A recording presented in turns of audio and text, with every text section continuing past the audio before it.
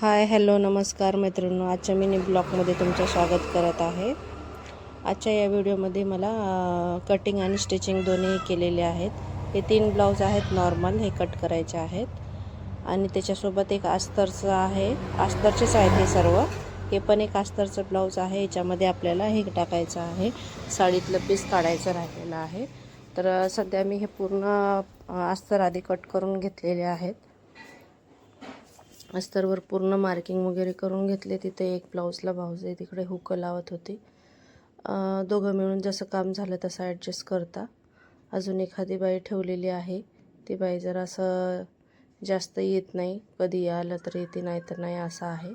तर अजून एक मला व्यवस्थित बाई पाहिजेच, ठेवावंच लागते, कारण लोड खूप जास्त व्हायला एकटीने आमच्या दोघीने काम होत नाही आहे।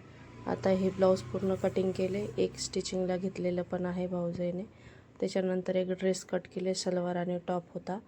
याच्यामधले जेवढे पण मी रेडी केलेले आहेत त्यांना अर्जंट द्यायचे होते, लगे केलं की हुक लावून वगैरे दिलेले आहेत।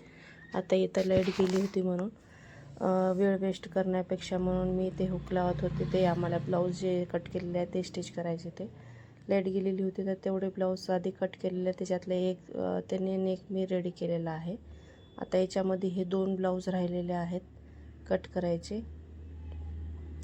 तर हे दुसऱ्या कस्टमरचे आहेत, हे पण अर्जंटच आहेत। आता ते शिवल्यानंतर हे शिवायचे आहेत। आता सर्वात आधी तर हे सर्व मी टाकून घेऊन व्यवस्थित 2 एकावरती एक हे पूर्ण मार्क करून घेतलेलं आहे, कटिंग केलेले आहेत। छोटाच माप आहे, जास्त काय मोठा माप नाही आहे। आता यांची ह्या ब्लाऊजची कटिंग झाल्यावरती परत अजून ब्लाउजेस आहेत, ड्रेसेस आहेत, हे दुसऱ्या व्हिडिओमध्ये घेते मी। आता हे पूर्ण अस्तर कटिंग करून घेतले, मेन फॅब्रिक पण कट केलेला आहे, यांचा गळा पलटवून लेस लावायचे आहे।